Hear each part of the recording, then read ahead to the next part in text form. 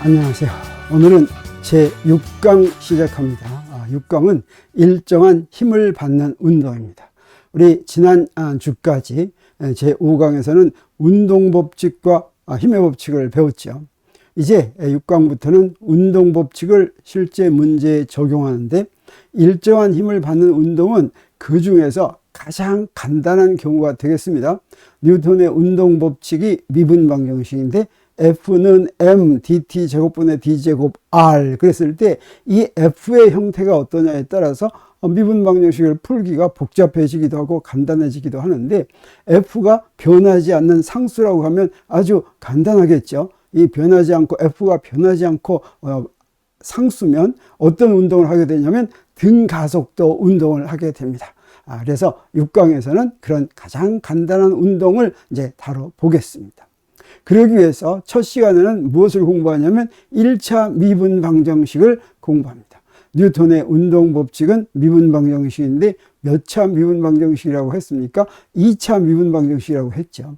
그리고 미분방정식의 풀이는 아무렇게나 구하는 것이 아니라 푸는 방법이 따로 있습니다. 좀 복잡합니다.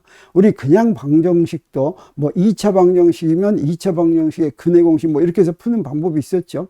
미분 방정식도 마찬가지입니다.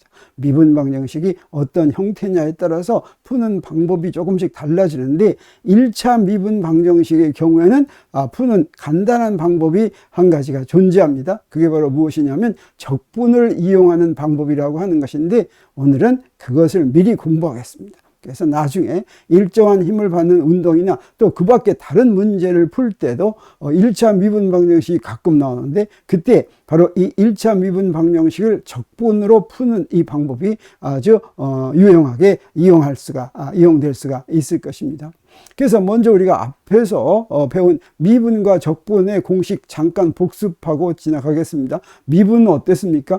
어떤 함수든지 우리 무엇으로 전개할 수가 있냐면 그 테일러 급수로 전개할 수가 있었죠. 다시 말하면 x의 멱수로 쭉 전개할 수가 있었습니다. 그래서 x의 멱수로 모든 함수를 전개할 수가 있으니까 x의 n승에 대한 미분과 적분만 할 줄 알면 우리 모든 함수의 적분과 미분을 원칙적으로 할 수 있는 거죠. 자, 그래서 우리 xn의 미분 적분을 알기 위해서 처음 이 미분을 x의 미분은 어떻게 됩니까? 그냥 1이죠.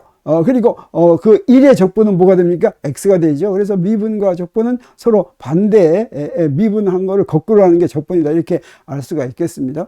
그리고 x제곱의 미분은 뭐였어요? 우리 앞에서 한 것입니다. 이거 2x가 되죠. 그리고 x의 적분은 2분의 1 x제곱이 되고, 또 x의 3승은 어떻습니까? 3x 제곱이었죠. 그리고 x의 제곱을 적분하면 3분의 1 x 3승이 되었죠. 하나만 더 해보겠습니다. 일반적으로 n승이라고 한다면 n승의 미분은, x의 n승의 미분은 nxn-1 그랬죠.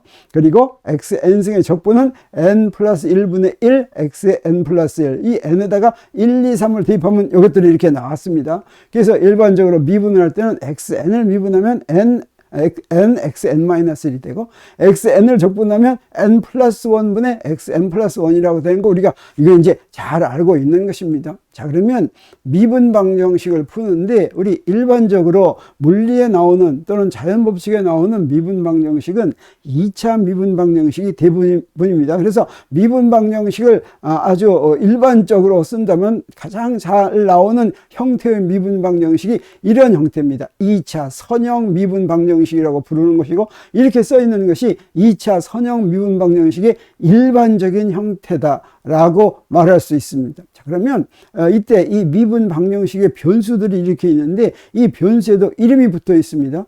이 변수 중에서, 여기서는 변수가 뭐가 있습니까? 딱 보니까 x하고 y죠.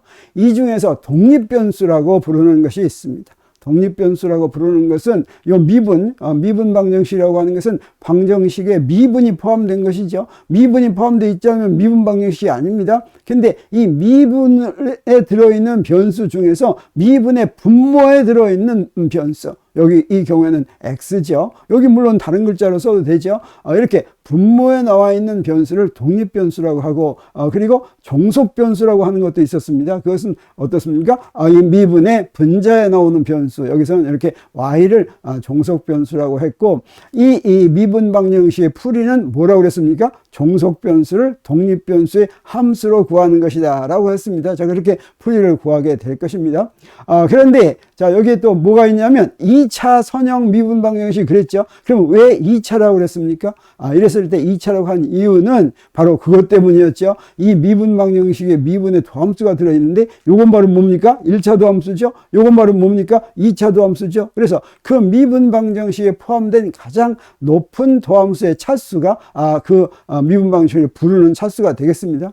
그래서 여기에 2차 미분 방정식이 제일 높으니까 이거는 2차 미분 방정식이다 이렇게 부르고, 또 여기에 무슨 말도 있냐면 선형 미분 방정식이다 이런 말도 있죠. 그럼 이건 왜 선형이라고 했느냐? 우리 선형하면 선형이 아닌 건 뭐겠어요? 비선형이겠죠. 선형을 영어로는 리니어, 비선형을 영어로는 논 리니어 그렇게 됩니다. 그래서 리니어 디퍼런셜 이퀘이션인데 선형은 사실은 1차다라고 하는 뜻입니다. 1차 함수는 그래프로 그렸을 때 직선으로 되죠. 그래서 직선으로 표시되는 그런 함수를 1차 함수를 선형 함수다 이렇게 얘기하는데, 그러면 여기서 무엇이 1차이기 때문에 선형 미분 방정식이라고 했냐면 좌변의 각 항에 나오는 종속 변수의 차수입니다. 여기는 지금 y의 1승 들어있죠. 여기도 y의 1승 들어있죠. 여기도 y의 1승 들어있죠. 여기서 모든 항에 y의 1승이 들어있을 때, 그럴 때 이거를 선형 미분 방정식이라고 이렇게 부르고, 여기에 y의 제곱이 들어가 있다든가 dx분의 dy 곱하기 y가 들어있다든가 이렇게 각 항에 y가 하나 이상 들어있으면 그것은 어떤 한 항만이라도 그러면 그것은 비선형 방정식이다 이렇게 얘기합니다. 자, 그리고 또 마지막으로 우리 뭐라고 얘기하냐면 동차 또는 비동차 미분 방정식이라고 하는데, 여기는 그 얘기를 안 썼지만 이 동차 비동차 영어로는 homogeneous 또는 inhomogeneous differential equation 이렇게 얘기하는데, 이것은 무엇으로 판단하냐면 여기 우변으로 판단합니다. 이 우변이 0이면 동차, 다시 말하면 모두 다 y인 것만 있다고 하는 거죠. 여기 우변은 올 수 있는 게 종속변수는 여기 못 옵니다. 종속변수가 만약에 있다면 좌변으로 옮겨야 되죠. 그래서 종속변수가 없이 독립변수만의 함수 또는 상수가 여기 나오면 그러면 비동차 미분 방정식, 그리고 여기에 0이면 그러면 동차 미분 방정식이라고 부르는 것입니다. 만약에 이게 0이 아니면 이것은 2차 선형 비동차 미분 방정식 이렇게 되겠죠. 자, 그러면 우리 1차 미분 방정식을 적분을 이용해서 푸는 것을 보겠습니다. 1차 미분 방정식에는 미분이 어떤 게 들어가 있어야 되겠습니까? 딱 1차 도함수만 들어가 있어야 되죠. 그러면 도함수는 dx분의 dy뿐이 안 들어가 있고, 그 다음에 xy 함수를 모두 오른쪽으로 보낼 것 같으면 그러면 이게 가장 일반적인 1차 미분 방정식의 형태가 되겠습니다. 그런데 이것을 이제 우리가 적분으로 푸는 거를 여러분한테 이제 공부한다고 그랬는데, 아무 경우나 적분으로 다 풀 수 있는 것이 아니라 요 우변에 있는 fxy, x와 y가 이렇게 있는 것들이 특별한 형태일 때, 다시 말하면 적분이 가능한 형태일 때만 적분으로 풀 수 있다라고 할 수가 있겠습니다. 그래서 이 1차 미분 방정식을 적분으로 푼다라고 하는 것은 어떻게 하는 거냐면, 여기 1차 미분 방정식은 어떻습니까? dx분의 dy는 우리 이제 미분 배울 때 했었죠.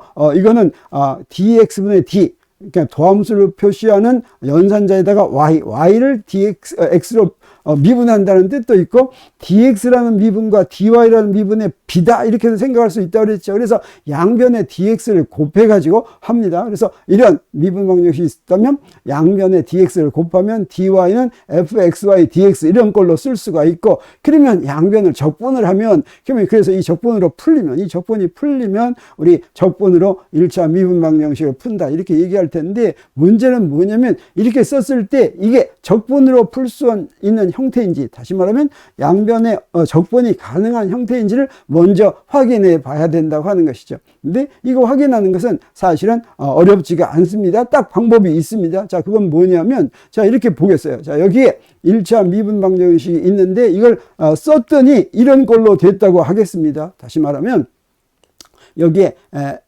좌변은 dx 쪽으로 하고 이 dx에 있는 데는 f1x인데 여기는 x의 함수만으로 몰아놨어요. 여기는 y인데 y에 대해 이 적분 변수가 y죠. 여기는 y의 함수로만 몰아놨습니다. 이런 형태로 될 수 있을 때 이게 바로 적분 가능한 형태다. 이런 형태의 특징이라고 하는 건 뭐냐면 바로 이게 피적분 함수죠. 이 피적분 함수가 이 적분 변수만의 함수가 된다. 여기에 y 들어가 있으면 안 된다고 하는 거죠. 또는 다른 변수가 들어있어도 안 됩니다. 또 오른쪽은 어떻게 써요? y의 함수만이야 된다. 피적분 함수가 y의 적분 변수의 함수이기만 해야지만 이게 적분 가능하다라고 하는 것입니다. 그래서 적분의 경우에는 적분 변수와 다른 변수가 피적분 함수에 들어있으면 적분을 못합니다. 그건 어떤 경우가 있어도 적분을 못해요.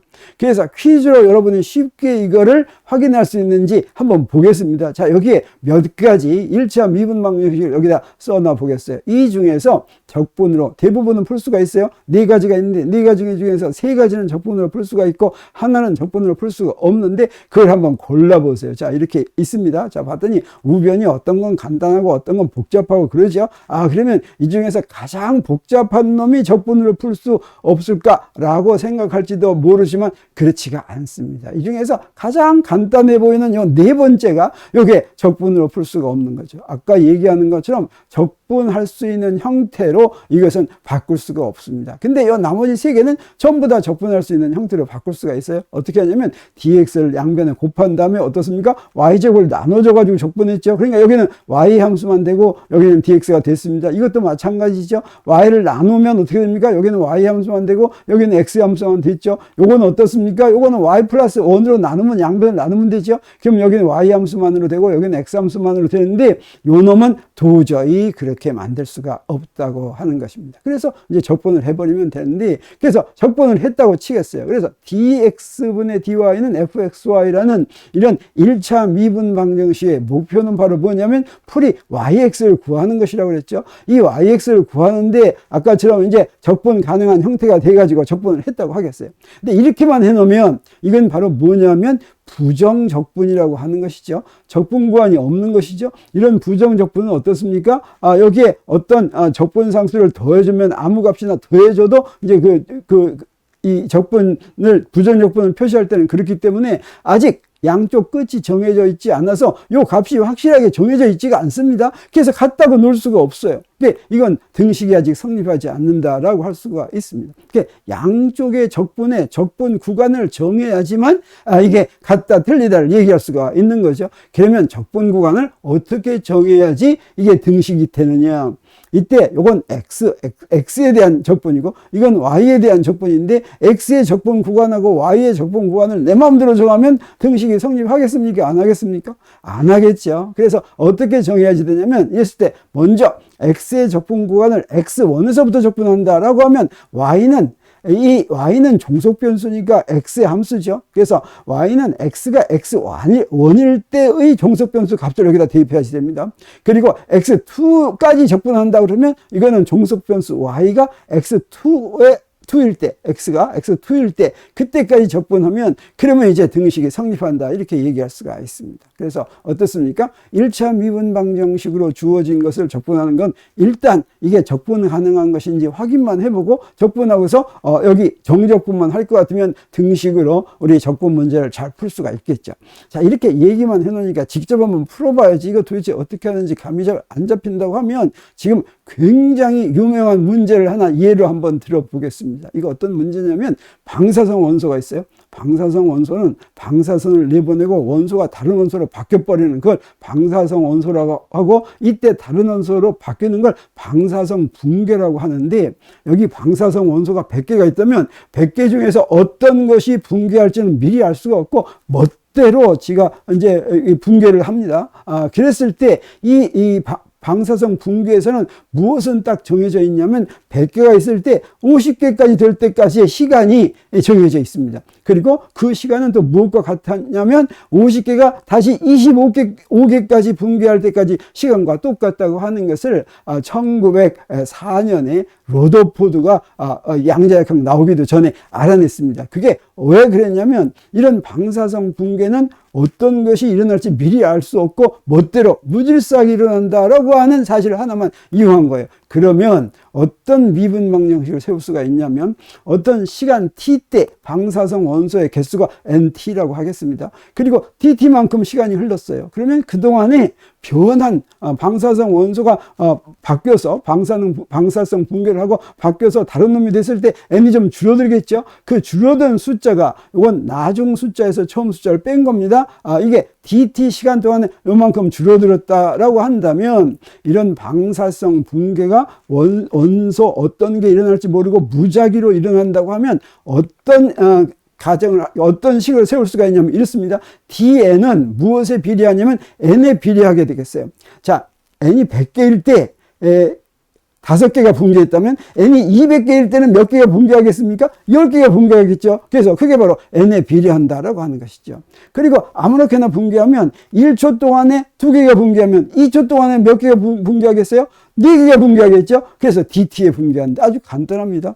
붕괴한 숫자는 방사성 붕괴가 일어난 숫자 dn은 dt 동안에 일어난 dn은 무엇에 비례하냐면 n에 비례하고 원래 있던 숫자에 비례하고 그 다음에 시간 간격, 그 붕괴가 일어난 시간 간격에 비례한다라고 하는 것이죠. 요 비례한다고 했으니까 비례상수를 쓰면 되겠죠. 근데 비례상수를 쓸 때 비례상수를 플러스로 쓸 것 같으면 요건 마이너스가 돼야 되겠어요. 왜 그러냐면 dn은 요거 붕괴해버리면 숫자가 점점 줄어들죠. 그래서 dn은 음수가 됩니다. 음수가 되려면 람다도 양수고 n도 양수고 dt도 양수니까 앞에다가 람다를 붙여야 되겠어요. 이렇게 이 비례상수를 뭐라고 부르냐면 이 붕괴의 방사성 붕괴의 붕괴상수라고 부르고 이 붕괴상수는 어떤 방사성 원소냐에 따라서 딱 정해져 있습니다.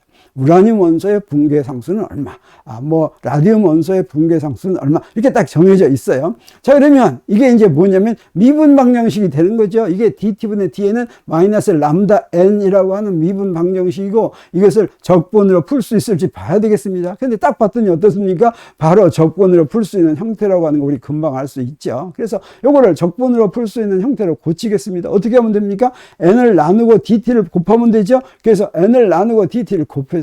그래가지고 적분을 합니다. 근데 아직 등식이 아니죠. 어떻게 하면 되냐면 시간을 이제 여기다 쓰는데 시간이 제로일 때 처음 시간의 원점입니다. 제로일 때 개수가 n0라고 하면 n0 하고 제로 이렇게 쓰겠어요. 그 다음에 시간이 t일 때 nt라고 하면 여기다 nt 하고서 t 이렇게 쓰면 되겠죠. 그래서 이제 적분을 하면 되는데 요거 적분할 때 n분의 1을 적분하면 로그 n입니다. 그래서 적분 구한 이렇게 썼어요. 그 다음에 아무것도 없는 1을 갖다 적분하면 그냥 t가 되죠. 이렇게 썼죠. 그래서 여기다가 nt하고 n0를 대입해서 빼면 되니까 요건 뭐가 되냐면 로그 nt 빼기 로그 n0가 되고 요건 뭐예요? 람다 t-0가 되니까 다시 정리하면 뭐가 됩니까? 바로 이렇게 되죠. 로그는 빼기 하면 요거 n0분 nt 이렇게 되죠. 그리고 요건 바로 무엇과 똑같습니까? 요것은 익스포넨셜 요거는 요 놈과 같다는 거하고 똑같으니까 nt는 n0 2의 마이너스 람다 t 이렇게 되겠습니다. 자, 그러면 여기서부터 우리 반감기를 구하는데 우리가 문제가 무엇이었어요? 반감기가 일정한 것을 보이라라고 하는 거였어요. 그래서 반감기를 구해보겠어요. 반감기 구하려면 어떻게 하면 되냐? 여기 이제 n이 그 원소의 숫자가 이렇게 바뀐다고 그랬죠? 반감기란 이게 절반으로 줄을 때까지의 시간이라고 그랬습니다. 그 얘기는 t에다가 반감기를 집어넣을 것 같으면 숫자가 뭘로 바뀌어요? 2분의 n0로 바뀐다고 하는 거죠. 그래서 이 t자리에다가 여기 반감기를 여기다 집어넣습니다. 그러면 여기 n0는 양쪽에서 지워지니까 없어지고 바로 1인식이 나오고 요것의 양변을 로그를 취하면 어떻게 됩니까? 이렇게 되죠. 그래서 이 반감기를 구했어요. 그때 우리 뭘 압니까? 반감기는 붕괴 상수분의 로그 2, 로그 2는 0.693입니다. 그래서 반감기는 바로 붕괴 상수만으로 정해지고 요거는 시간이 지나면서 바뀝니까? 안 바뀝니까? 안 바뀐다라고 하는 걸 여기서 우리가 아는 것이죠. 그래서 반감기는 변하지 않는 상수다라고 하는 것을 우리 간단한 미분 방정식을 풀어서 알았는데 이렇게 했을 때 요 숫자가 어떻습니까? 시간에 따라서 줄어들죠. 이 숫자에 따라 줄어드는 걸 그래프로 그리면 이렇게 그리는데 익스포넨셜 함수, 익스포넨셜 마이너스 람다 t를 그릴 때는 어떤 특징이 있냐면 자, t는 제로 때 여기가 n0가 되겠죠. 요걸 n0라고 한다면 반감기 때는 요게 절반으로 딱 줄어들 때입니다. 그때를 t의 2분의 1이라고 하면 요거 시간이 또 한 번 t의 2분의 1까지 가면 요게 원래 있던 2분의 n0가 또 절반이 줄어든 게 2배의 반감기가 되고 3배의 반감기는 또 2분의 1로 줄어들고 4배의 반감기는 또 그거 2분의 1로 줄어들고 5배의 반감기는 또 그 2분의 1로 줄어드는 거, 이게 바로 익스포넨셜 함수의 특징이다라고 하는 것을 알 수가 있겠습니다. 러더포드가 옛날에 간단하게 이 미분 방정식을 풀어서 반감기는 일정하구나 하고 반감기라고 하는 것은 방사성 원소의 특징이구나, 특별한 성질이구나 하는 것을 알아냈던 것입니다. 자, 그래서 우리는 앞으로 이제 뉴턴 운동 방정식을 적용하면서 일정한 힘을 받는 경우에 적용하면서 이런 1차 미분 방정식이 나오면 적분을 이용해서 풀어가지고 문제를 잘 해결하도록 하겠습니다. 오늘 강의는 여기서 마칩니다.